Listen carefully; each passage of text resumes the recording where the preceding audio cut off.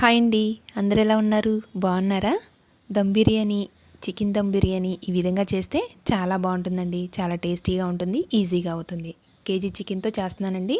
కావాల్సినవి కారం, ఉప్పు, పసుపు, గరం మసాలా, ధనియాల పౌడరు, జీలకర్ర పౌడరు, మిరియాల పౌడరు, అల్లం వెల్లుల్లి పేస్టు, ఒక 2 స్పూన్లు పెరుగు, నిమ్మకాయ పిండి బాగా కలపాలి.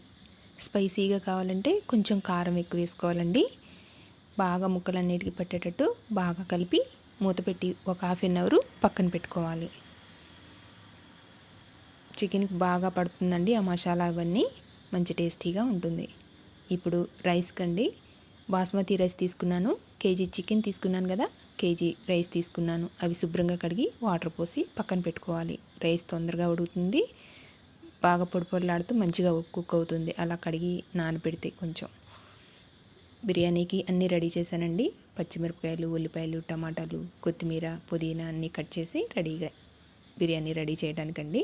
ఇప్పుడు గ్యాస్ వెలిగించి ప్యాన్ పెట్టి అందులో ఆయిల్ వేసి, ఆయిల్ హీట్ ఎక్కాక ఉల్లిపాయలు బ్రౌన్ కలర్ వచ్చే వరకు ఫ్రై చేసుకోవాలి. అవి ఫ్రై చేసి పక్కన పెట్టుకోవాలి. అందులో ఆయిల్ ఉంది కదా, అందులోనే ఆయిల్ సరిపోతే లేదండి, ఇంకా కావాలంటే కొంచెం ఆయిల్ వేసుకొని అందులో బిర్యానీ దినుసులన్నీ వేయాలి. వేసాక కొంచెం ఫ్రై అయ్యాక చికెన్ వేసుకోవాలి. వేసాం కదా, ఇప్పుడు పండిన టమాటా ఒకటి కట్ చేశాను కదండి, అవి, పచ్చిమిరపకాయ ముక్కలు, కొంచెం కొత్తిమీర, పుదీనా, ఉల్లిపాయ ఫ్రై చేసి పెట్టాం కదా, అవి కొంచెం వేసి బాగా కలిపి మూత పెట్టుకోవాలి. మంచిగా కుక్ అవుతుందండి. చికెను వాటర్ వస్తుంది కదా, ఆ వాటర్ తోటి మంచిగా కుక్ అవుతుంది. పక్కన పొయ్యి మీద రైస్ ఉడికించుకోవాలండి. మూత పెట్టుకున్నాక ఇప్పుడు రైస్ పొయ్యి మీద పెట్టుకోవాలి.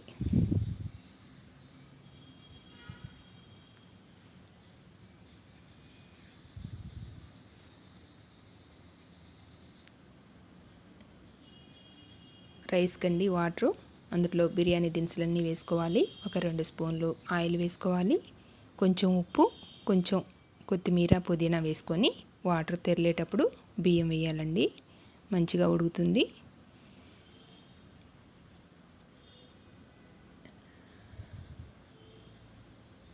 80% ఉడికించాలండి. రైసు మంచిగా వస్తుంది అప్పుడు బిర్యానీ.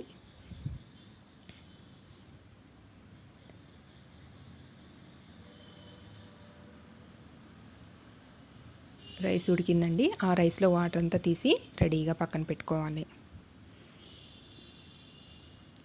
చికెన్లో కూడా వాటర్ వచ్చింది, గ్రేవీ కూడా ఉంది కదా, ఇప్పుడు కొంచెం రైస్ వేసి కలపాలండి. మరీ అడుగునే ఉంటే ఆ ఫ్లేవర్ అనేది, ఆ గ్రేవీ అనేది పైకి రావటం కొంచెం రాదండి. ఈ విధంగా కలిపి ఇప్పుడు ఇంకా మిగతా రైస్ పైన పెట్టేసేయాలి.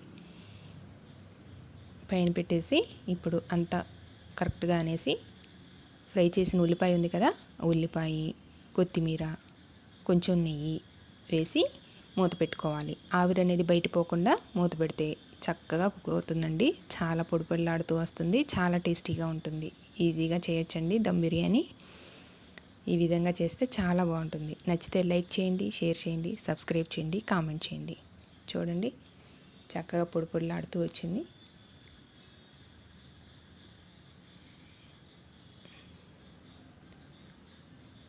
ఈ విధంగా చేస్తే చాలా టేస్టీగా ఉంటుందండి. చాలా బాగుంటుంది, అందరికీ నచ్చుతుంది.